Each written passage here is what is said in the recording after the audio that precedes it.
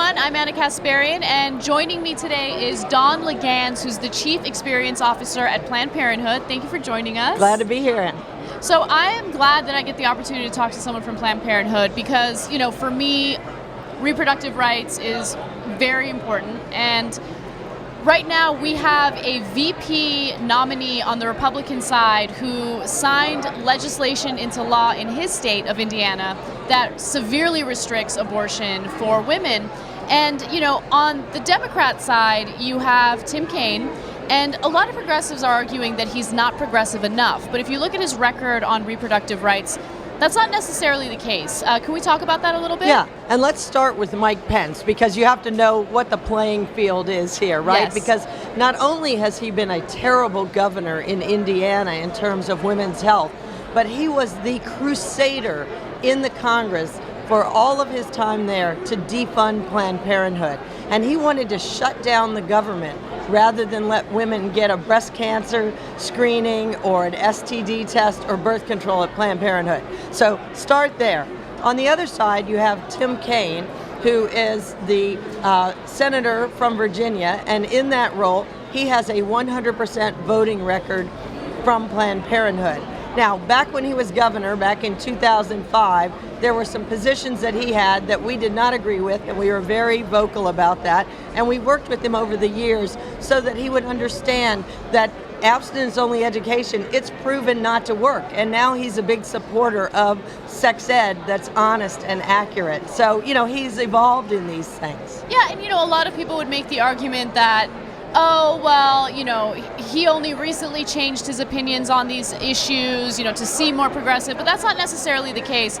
His Senate record is, as you mentioned, 100% in favor of reproductive rights. And if you look to his record as governor in Virginia, you also have to keep in mind that at that time, Virginia was a much more conservative state, and it's a little difficult for someone to vote against the best interest, or not, I shouldn't say best interest, but the issues that, your constituents want in a conservative state, and we go against what they want. We try to hold people accountable to what's best for women and young people. So just like the Supreme Court recently said, science, not ideology, and somebody's voting interests or whatever should drive women's health care. And that's what we believe. We're not Democratic or Republican. We're pro-women's health.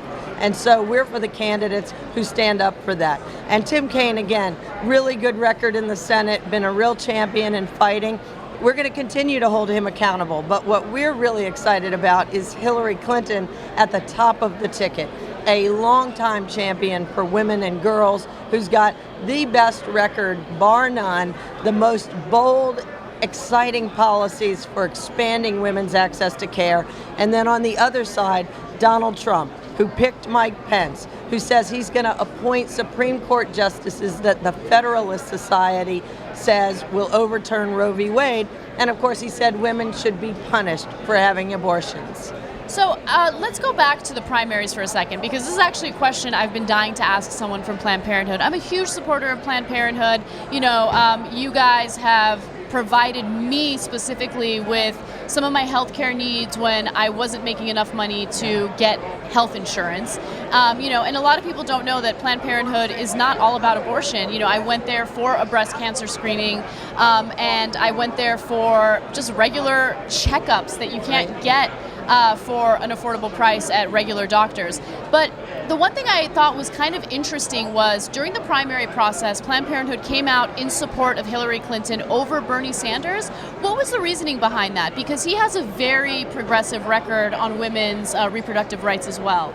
Yes, Bernie Sanders has been a good friend to women's rights and health, but he has not been the champion. He does not have the record of actually pushing bills, of basically standing their ground to get emergency contraception in drugstores, that long history. And we believed that this was an opportunity with Hillary Clinton to advance an agenda for women's health rights and access to those things that we might never see again. And of course, the Supreme Court, so vitally important, not just 4 years, 40 years. The rest of my lifetime, I have 17-year-old triplet daughters, the rest of their lifetime. As I say to people, I had to work at Planned Parenthood. I have 17-year-old triplets. So when we looked at their records, we took the new step of endorsing because we believe it was so important to have her in office. That's interesting. So just to be clear, they both have similar voting records, but Hillary Clinton was more vocal about... a long history as a champion of reproductive rights. And we had them fill out a questionnaire, we did interviews, we have a kind of separate endorsement process. So people really took a look at it and decided that she really was the person who best represented women's chance to have that kind of champion as president. And we think, based on everything we're seeing, that's what we're going to get. Excellent. And I just want to also note that Mike Pence has been very vocal about his desire to defund Planned Parenthood. So that would have huge ramifications on so many women who rely on the organization for affordable health care. So I want to close this interview with something you gave me when we met each other. This is a condom. It's the Protect Yourself from Trump condom. Tell me a little bit more about it. Well, we've been both in Cleveland at the Republican National Convention and then here in Philadelphia handing these out with our street teams. They are just to remind people, and they have a little fact at the bottom of each one about something that's at stake for your viewers. And as you said, you yourself know what the work of Planned Parenthood is. 2.5 million women a year come to Planned Parenthood. 1 in 5 women in their lifetime will have come here. So something vitally important and about to turn 100 years old this year. Amazing. And I do want to share, or I should say reshare a story that I experienced just recently. I had test results come back indicating that I had abnormal cells and could have cervical cancer, right? Scary. And so that happens quite often with women who have their annual checkups. And I went to a normal doctor. I do have health insurance. I did everything right, per se. And that ended up costing me $1,000. It ended up that I had no problems whatsoever. I had to do some follow-ups or whatever to ensure that I didn't have any issues. But think about that for a second. I mean, having to pay $1,000 out of pocket even after you have health insurance is crazy.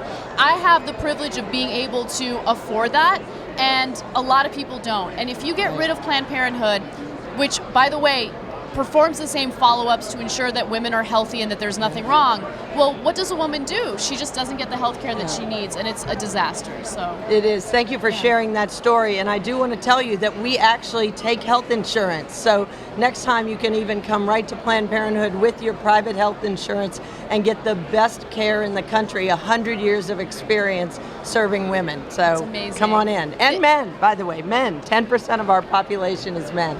Thank you so much for joining us, Dawn. And where can people find more information about Planned Parenthood if they want to support the cause? Yes, www.plannedparenthood.org.